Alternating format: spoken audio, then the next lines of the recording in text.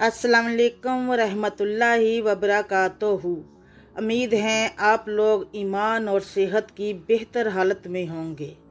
जो लोग चैनल पर नए हैं चैनल को सब्सक्राइब और बेल आइकॉन को प्रेस कर दें, शुक्रिया।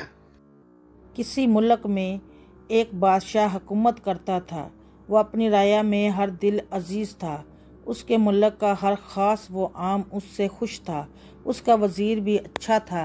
बादशाह रोज़ सुबह अल्लाह का नाम लेकर उठता और अपनी अवाम की भलाई के कामों में लग जाता।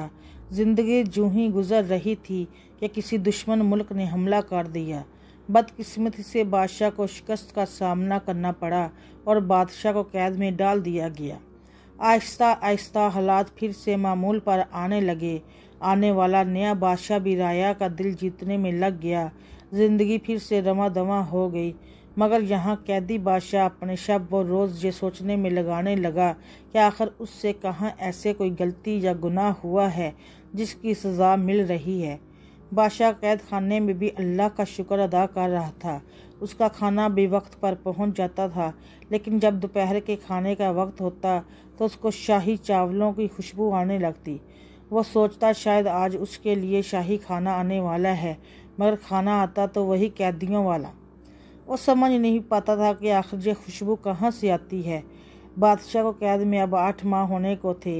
एक दिन बादशाह को सुबह का खाना न दिया गया और दोपहर का खाना भी उसके मुकर्रर वक्त पर न पहुंचा। अब बादशाह को भूख सताने लगी कि अचानक उसको वही शाही चावलों की खुशबू आने लगी। उसने अपने कैद खाने में मौजूद रोशनदान से आवाज़ लगाई कि अगर कोई अल्लाह का बंदा उस तरफ है तो मुझको खाने के कुछ दे, मैं भूखा हूँ। कैद खाने के बाहर एक आदमी था। उसने कपड़े के अंदर कुछ खाना बांधकर रोशनदान से अंदर फेंक दिया। जब बादशाह ने कपड़ा खोला तो उसको ताज्जुब हुआ कि ये तो वही शाही चावल हैं जिसकी खुशबू रोज़ उसको आती थी। बादशाह ने फ़ौरन पूछा कि आप कौन हैं? दीवार के उस पार से आवाज़ आई कि मैं एक फ़कीर हूँ और रोज़ भीख मांगने के लिए यहीं बैठता हूँ। ये सुनकर बादशाह को मज़ीद हैरानगी हुई, क्योंकि शाही चावल एक फ़कीर के पास क्यों कर हो सकते हैं। बादशाह ने अपने सवाल को फ़कीर के सामने रखा। फ़कीर ने बादशाह को बताया कि वह इस वक्त जिस दीवार के साथ बैठा हुआ है उस दीवार से एक नाली निकल रही है जो कि महल के शाही बावर्ची खाने से है। वो रोज़ सुबह जब यहाँ आता है तो इस नाली के आगे एक कपड़ा बांध देता है, जिसकी वजह से बहकर आने वाला खाना और चावल इस कपड़े में रह जाता है और पानी आगे चला जाता है। फिर वह इस खाने को लेकर घर ले जाता है।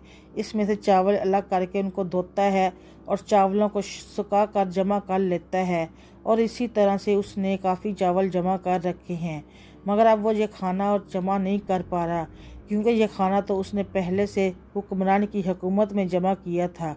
उस फ़कीर ने एक निहायत अफसोस के साथ बताया कि शायद अब का बादशाह अपने मुलाजमीन को खाना फेंकने नहीं देता होगा। ये सुनते ही बादशाह समझ गया कि आखिर उसको किस गुनाह की सज़ा मिली है।